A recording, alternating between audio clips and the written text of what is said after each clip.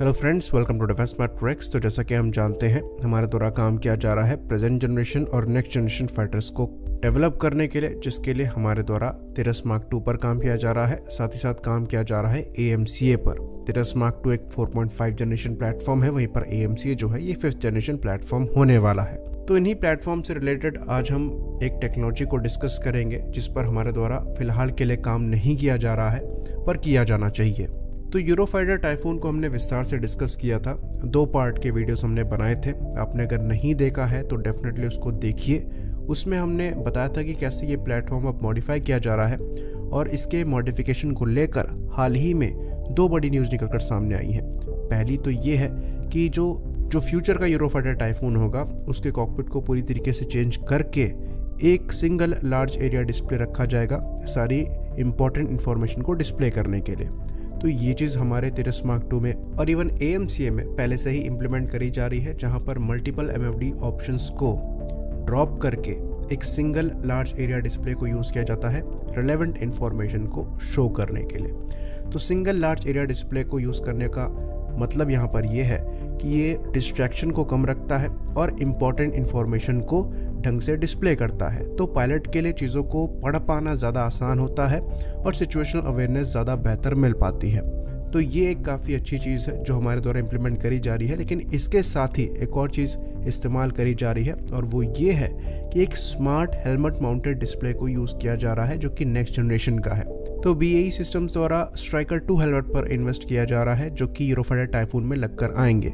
इन helmet को use करने की वजह से जो हेड्सअप डिस्प्ले यूज़ किया जाता है, जिसमें सारी इन्फॉर्मेशन आती है, और मेनली पायलट हेड्सअप डिस्प्ले को देखकर ही फाइटर उड़ाता है, जिसमें एयरक्राफ्ट का एटीट्यूड, सेंसर से आ रही इन्फॉर्मेशन, बेसिकली रडार से आ रही इन्फॉर्मेशन, जिसमें टारगेट और मिसाइल का जो टारगेटिंग रेंज है, ये सब डिस्प्ले में होता है, उसको यहाँ पर इस्तेमाल नहीं किया जाएगा। उसके यूसेज को ये हेलमेट पूरी तरीके से एलिमिनेट करता है।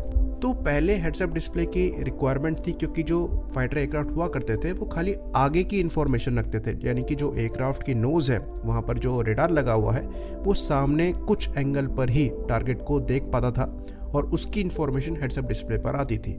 लेकिन आजकल के फाइटर प्लेटफॉर्म 360 डिग्री अवेयरनेस रखने में सक्षम है।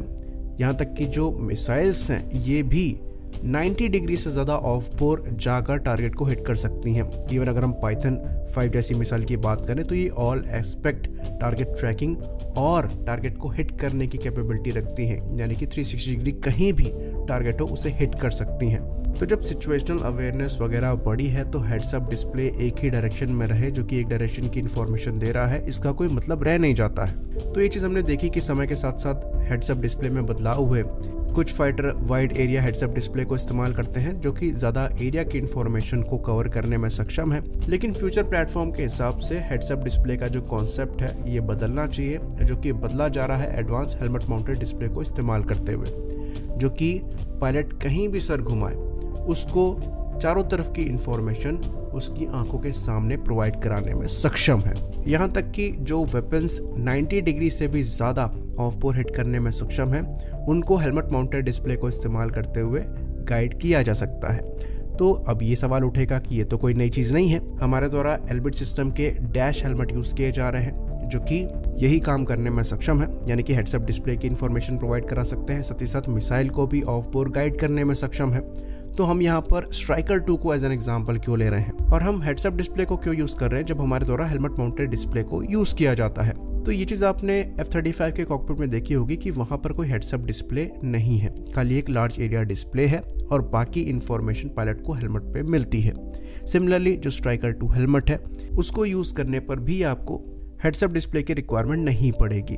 तो ये helmet next generation helmet mounted display है। तो ये जो डैश हेलमेट है ये पायलट के हेड मूवमेंट को ट्रैक करने के लिए इलेक्ट्रोमैग्नेटिक हेड ट्रैकिंग को यूज़ करते हैं।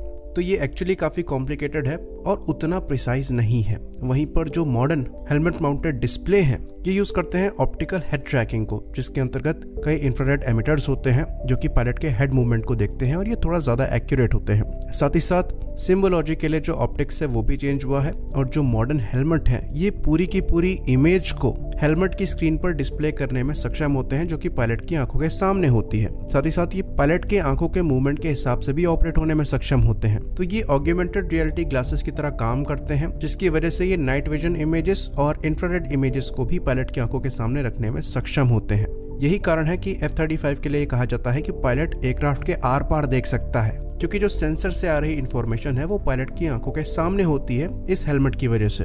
तो आर्टिफिशियल इंटेलिजेंस के साथ साथ ऑग्यूमेंटेड रियलिटी भी फ्यूचर है, और जो फ्यूचर के फाइटर एयरक्राफ्ट्स हैं उनमें इसी टाइप के हेलमेट यूज किए जाएंगे और जो हेडसअप डिस्प्ले है इसको कम्प्लीटली एलिमिनेट कर दिया जाएगा। तो अभी तक जो इन्फॉर्मेशन हमारे पास है तिरस मार्क 2 को लेकर और AMCA को लेकर, इन दोनों ही एयरक्राफ्ट के प्रपोज्ड कॉकपिट में हेडसअप डिस्प्ले देखा जा सकता है और ऐसे हेलमेट माउंटेड डिस्प्ले सिस्टम्स पर काम नहीं किया जा रहा है, जो कि हमें ऐसा लगता है कि करा जाना चाहिए। आई होप इन्फॉर्मेशन क्लियर रही हो। इसी बात पर इस वीडियो को हम खत्म करेंगे। लाइक करिए, सब्सक्राइब करिए। जय हिंद।